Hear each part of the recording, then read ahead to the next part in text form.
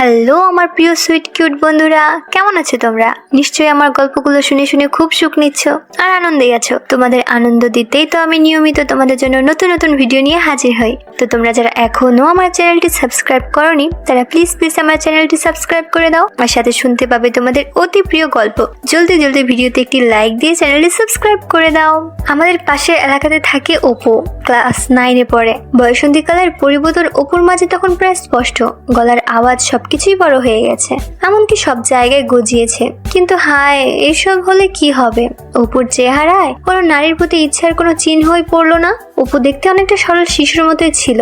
কেউ দেখলে জীবনেও ভাবতে পারবে না যে এই ছেলেটি নিজেকে নিজে শান্ত করতে জানে। কেউ বুঝতো না যে অপুরও একটা ইচ্ছা ছিল। এটাই ছিল অপুর চির দুঃখ। কিন্তু এই দুঃখে অপুর আর বেশি দিন থাকতে হয়নি।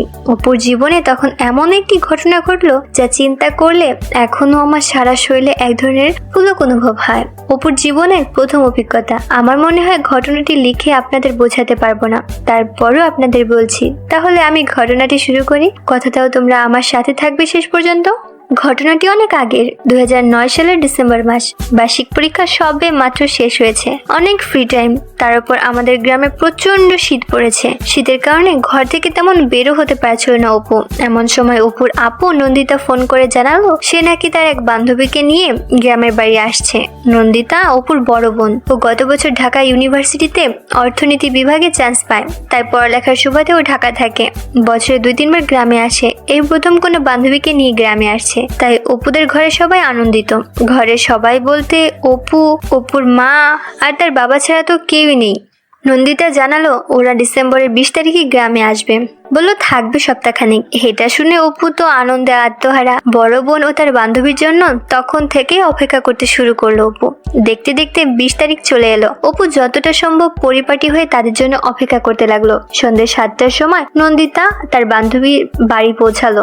ঘরে ঢুকে নন্দিতা বলতে লাগলো, গ্রামে এত ঠান্ডা রে বাবারে বাবা, সারা শরীর জমে কাঠ হয়ে গেল। একটু বিশ্রাম নেওয়ার পর নন্দিতা তার বান্ধবীকে তার পরিবারের সবার সাথে পরিচয় করে দিতে লাগলো। আপুর বান্ধবীর নাম স্মিতা। স্মিতাকে দেখার সাথে সাথে অপুর সারা শরীরে উত্তেজনা ভর করলো। ইস, কি সুন্দর শরীর! অপু তো পুরো হা হয়ে দেখছে সবকিছু। স্মিতার টাইট জিন্স প্যান্ট আর হলুদ রঙের সোয়েটার পরেছে। জিন্স প্যান্টের তাকে আরো সুন্দর লাগছে, কিন্তু সোয়েটারের আড়ালে তার ওইগুলো লুকিয়ে রয়েছে। তবে ওইটুকু দেখে অপু বুঝে গেল যে তার সবকিছুই খুব চমৎকার হবে।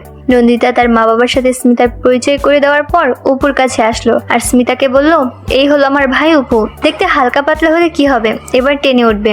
তারপর নন্দিতা স্মিতাকে বলল, অপু খুব লাজুক ছেলে, দেখ তোকে দেখে কথাই বলছে না, কি লজ্জা পাচ্ছে। স্মিতার সাথে সাথে অপুকে বলল, অপু আমাকে তোমার লজ্জা পাওয়ার কারণ নেই, তুমি আমার সাথে ফ্রেন্ডলি কথা বলবে। তোমার আপুর সাথে যেরকম কথা বললো। অপু মাথা নাড়ালো।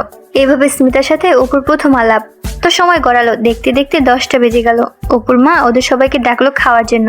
ইতিমধ্যে স্মিতার সাথে অপুর অনেক ভাব জমে গেছে। খাওয়া দাওয়া শেষ হতে হতে প্রায় 10টা 30 বেজে গেল। আমাদের গ্রামে হিসাবে অনেক রাত, তাই স্বাভাবিকভাবে ঘুমানোর কথা উঠলো। অপুদের বাড়ি খুব বড় যে তেমন নয়, ছোটখাটো, তবে একটি ছোট পরিবারের জন্য মানানসই। অতিথি এলে ঘুমানোর জন্য একটু সমস্যা দেখা দেয়। 2টাই শোয়ার রুম। এক রুমে অপুর মা আর অপুর বাবা ঘুমায়, অন্যটায় অপু আর তার আপু ঘুমাতো। অপু আর নন্দিতার বিছানা যদিও আলাদা ছিল, তারপরেও একই রুমে থাকতে হয়। যেহেতু নন্দিতা ঢাকা থেকে এসেছে সাথে তার বান্ধবী, তাই অপুর মা আগে থেকে 2টো বিছানা সুন্দর করে রেখেছেন। শীতের সময় বিধায় 2টো বিছানার প্রকাণ্ড সাইজের লেপ রাখা হয়েছে। তো বিছানায় যখন 2টি, তাই কে কোন বিছানায় ঘুমাবে তা নিয়ে অপু, নন্দিতা আর স্মিতা ভাবতে শুরু করলো। ঠিক হলো, অপু আর স্মিতা এক বিছানায় আর অন্যটা নন্দিতা ঘুমাবে। সিদ্ধান্ত নন্দিতাই বলে দিল, কারণ হিসেবে নন্দিতা বলল স্মিতার সাথে অপু যেন আর একটু গল্প সল্প করে। তাই তো শীতের রাতে তো সবার শরীর ঠান্ডা একেবারে নাজেহাল। বন্ধুরা, আমিও কিন্তু ঠান্ডায় একেবারে জমে গেছি। নন্দিতা, স্মিতা আর অপু রাত 12টা পর্যন্ত জমিয়ে আড্ডা দিল। আড্ডা শেষ হওয়ার পর এখন ঘুমানোর পালা। নন্দিতা আর স্মিতা ঘুমানোর কাপড় পরে নিল। দুজনে শর্ট প্যান্ট পরলো আর টি-শার্ট যা ছিল তাই রেখে দিল। অপু আর স্মিতাকে একই বিছানায় শুলো আর নন্দিতা অন্যটায়। স্মিতা আর অপু একই লেপে ঘুমাতে হবে, কারণ বিছানা একটাই লেপো। লাইট নিভানোর পর ঘরটা অন্ধকার হয়ে গেল। রুমের ডিম লাইট নষ্ট, যার কারণে রুমটি প্রায় ঘুটঘুটে অন্ধকার। এই অন্ধকারে অপু আর কি করবে? স্মিতার সাথে একটু গল্প করলো। নন্দিতা বিছানায় শোবার 10 মিনিটের মধ্যে ঘুমিয়ে পড়ে। নন্দিতার এমন ঘুম যে তার চোখে জল ঢেলে দিলেও সহজে ঘুম ভাঙে না। আর অপু হলো নন্দিতার উল্টো প্রকৃতির। অপুর ঘুম সহজে লাগতে চায় না, ঘুমাতে অনেক রাত হয়ে যায়। স্মিতার সাথে শোয়ার কথা বলে অপু জানালো সেও তার মতো। ঘুম অনেক চেষ্টার পর আসে, তো কি করা? স্মিতা আর অপু কনকনে শীতে রাতে এক লেপে শুয়ে গল্প করতে লাগলো। স্মিতা অপুকে বলল, তোমাদের এখানে তো অনেক ঠান্ডা, লেপেও ঠান্ডা ধরছে না তাই না অপু? অপু বলল, হ্যাঁ, রাত যত বাড়ে ঠান্ডাও তত বাড়তে থাকে। স্মিতা শুনে ভয় পেয়ে গেল, বলল, হ্যাঁ, আজ না জানি কি ঠান্ডা লাগবে। অপু অভয় দিয়ে বলল, ভয় পাওয়ার কিছু নেই। স্মিতা অপুকে বলল, চলো তুমি আর আমি কাছাকাছি এসে শুই, তাহলে ঠান্ডা কম লাগবে। অপু বলল, সেটাই ভালো হয়। অপু মনে মনে চিন্তা করলো, স্মিতা কি বলছে, ও কি চায়? স্মিতা আপুকে কাছাকাছি টেনে নিল। ওর ভরাট শরীর অপুর শরীরের সাথে চুম্বকের মতো আটকে গেল। স্মিতার সাথে সাথে লেপের মধ্যে মাথা ঢুকিয়ে নিল। স্মিতা অপুকে এভাবে ধরে বলল, তুমি কি লজ্জা পাচ্ছ?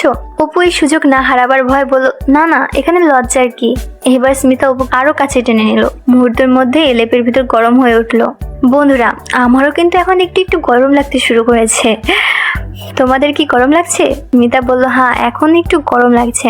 আচমকা স্মিতা অপুর এক হাত নিয়ে গেল। অপু মুহূর্তে যেন কেমন হয়ে গেল। অপু ধরে বুঝলো এটি মনে হয় পৃথিবীর সবচেয়ে বড় চাওয়া জিনিস। অপু সাহস করে সামনের দিকে আগালো। স্মিতা তখন অপুকে আস্তে আস্তে কানে কানে বলল, তুমি আমাকে গরম করে দাও। অপু স্মিতাকে বলল, তাই হবে। স্মিতা আর অপু শুরু হয়ে গেল। এরপর ল্যাপের ভিতর টর্চ জ্বালিয়ে স্মিতার সাথে অপু শুরু করলো অপু আর স্মিতার ইচ্ছা পূরণ। স্মিতা যা যা বললো অপু তাই তাই করলো। অপুর মনে হলো সে যেন স্বর্গের স্বাদ পেল। স্মিতা বলল, আজকের মতো এখানেই শেষ। লেপ থেকে মাথা বের করে অপু দেখলো নন্দিতা নাক টেকে ঘুমোচ্ছে। স্মিতা অপুকে বলল, চলো আমরা আজ পাশাপাশি ঘুমিয়ে যাই। পরদিন সকালে অনেক দেরিতে ঘুম ভাঙলো অপুর।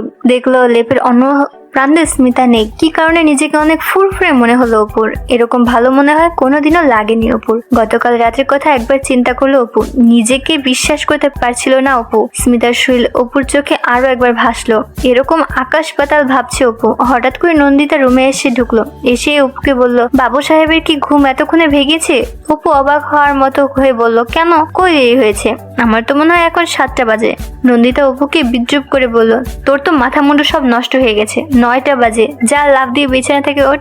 আমরা একসাথে পিঠাপুলি খাওয়ার জন্য অপেক্ষা করছি। অপু বিছানা থেকে ওঠার জন্য তাগাদা অনুভব করলো। কিন্তু যতই হোক শীতের সকাল বলে কথা, সাথে সাথে তো কেউ শোয়া থেকে উঠতে পারবে না, তাই না বন্ধুরা? তাই আরো 5-10 মিনিট বিছানায় গড়াগড়ি করে অপু উঠলো। উঠে সোজা বাথরুমে সকালের নিত্যকর্ম শেষ করে বাথরুম থেকে বের হলো অপু।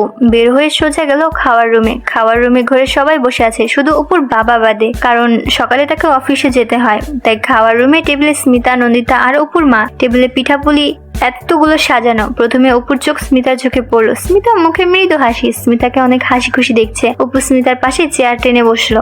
এভাবে কিছু সময়ের মধ্যে গল্প আড্ডার ফাঁকে সব পিঠা শেষ হয়ে গেল। খাবার পর নন্দিতা অপুকে বলল, হ্যাঁ রে অপু, তোর সাথে অনেকদিন হলো সাপ লুডো খেলিনি। চল চল না একসাথে হয়ে যাক, স্মিতাও আছে, অনেক মজা হবে। তারপর কিছুক্ষণের মধ্যে আপুদের গতকালের রুমে সাপ লুডো খেলা জমে উঠলো। তারা 3 জন সাপ লুডো খেলছে। অপু বারবার সাপের কামড় খেয়ে নিচে নামছে, কিন্তু স্মিতা আর নন্দিতা সমান তালে উপরে উঠছে। কিন্তু ভাগ্যের কি নির্মম পরিহাস, শেষ পর্যন্ত স্মিতা আর নন্দিতা কেউই জিতেনি, অপুই ফার্স্ট হলো। তো বন্ধুরা, আজকের গল্পটি তোমাদের কাছে কেমন লাগলো ফেসবুকে মেসেজ করে আমাকে জানিয়ে দিও। আর আমার চ্যানেলের অন্যান্য গল্পগুলি শুনে এসো। আর অবশ্যই অবশ্যই ভিডিওতে একটি লাইক দিয়ে চ্যানেলটি সাবস্ক্রাইব করে দিও প্লিজ। তোমরা সবাই অনেক অনেক ভালো থেকো আর নিয়মিত আমার গল্পগুলো শুনবে। কিন্তু আমি নিয়মিত তোমাদের জন্য মজার মজার গল্প নিয়ে আসবো। আর ফেসবুকে আমার সাথে আড্ডা দিতে জলদি জলদি ডেসক্রিপশনে দেওয়া লিংক থেকে ফেসবুকে আমাকে মেসেজ দাও। বাই।